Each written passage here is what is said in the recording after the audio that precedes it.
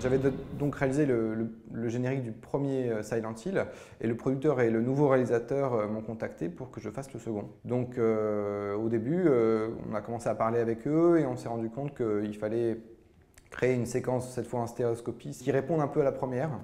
Donc très rapidement, j'ai commencé à faire une première proposition, un peu déjantée. L'idée en fait c'était qu'en gros, on croisait en fait tous les monstres du film, mais par des biais complètement hallucinants, c'est-à-dire en gros on se prenait un coup de pied d'un monstre, on se reprenait un mur, on tombait, un autre nous marchait dessus, en un moment enfin bon, il y avait beaucoup d'éléments qui étaient assez rigolos à faire.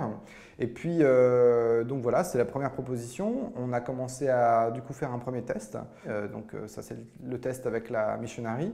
Il n'y avait pas de temps pour faire le générique. Il fallait qu'on produise 2 minutes 30 d'un générique en 3D avec des personnages très poussés, très détaillés. Le tout pour du long métrage, c'est-à-dire que ça va être vu sur un écran d'une vingtaine de mètres, c'est énorme, il faut qu'on ait un piqué dans l'image énorme. Donc tout ça en 1 mois. Alors ça parle peut-être pas aux gens qui n'ont pas l'habitude, mais 1 mois pour faire ce genre de produit, c'est extrêmement court. Ça veut dire que, en fait, sur la totalité de ce mois qu'on a passé à produire vraiment les images 3D, le planning était vraiment au cordeau. Au début, Cook est arrivé avec un découpage très ambitieux, avec énormément de choses, parce que Cook est très talentueux.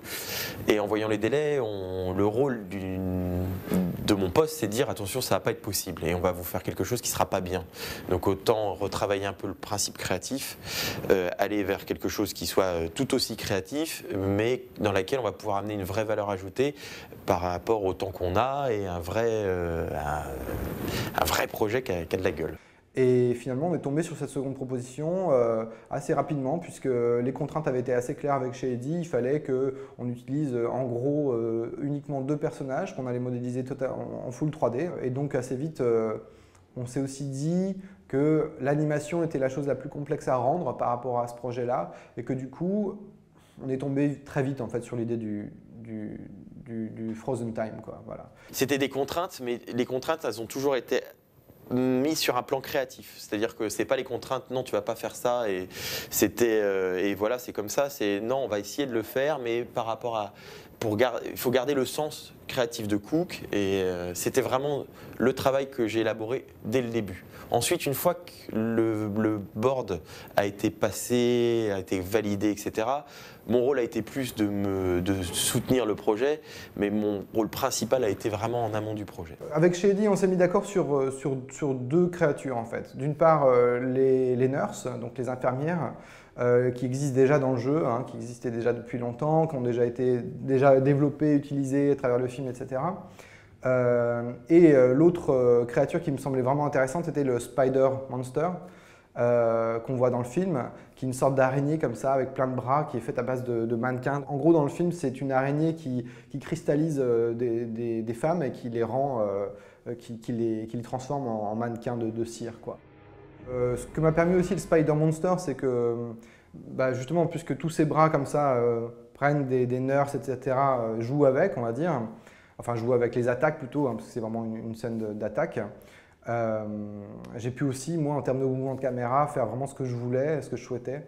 Et aussi au niveau de l'échelle, c'est ce que je demandais aussi à Shady très tôt, c'est que dès que j'ai commencé à imaginer des mouvements de caméra, je voulais vraiment avoir une notion d'échelle qui me soit propre, quoi. Que je puisse être à la fois très proche d'un objet ou faire un plan large, mais je voulais toujours avoir cette faculté comme ça de pouvoir me coller aux objets, de pouvoir faire vraiment les mouvements de caméra que je voulais. On a mis 7 jours en fait avec 3 ou 4 graphistes, je crois, en tout, pour uniquement caler parfaitement les mouvements de caméra et les poses des personnages. C'était très important à la fois pour Cook, à la fois pour le réalisateur Michael Bassett et pour le producteur, de très tôt se rendre compte de l'effet relief qu'il allait y avoir dans Silent Hill. Donc on a mis en place un système pour qu'ils puissent voir l'effet relief au plus tôt dans la production, c'est-à-dire dès la prévisualisation, avant même qu'on ait fait les rendus, ou les textures, ou même la finalisation des personnages. Ce que me permet à chaque fois la 3D, c'est ça, c'est comme dans Splice, hein, c'est pouvoir vraiment faire des plans complètement hallucinants. Celui où on voit la hache, par exemple, c'est vraiment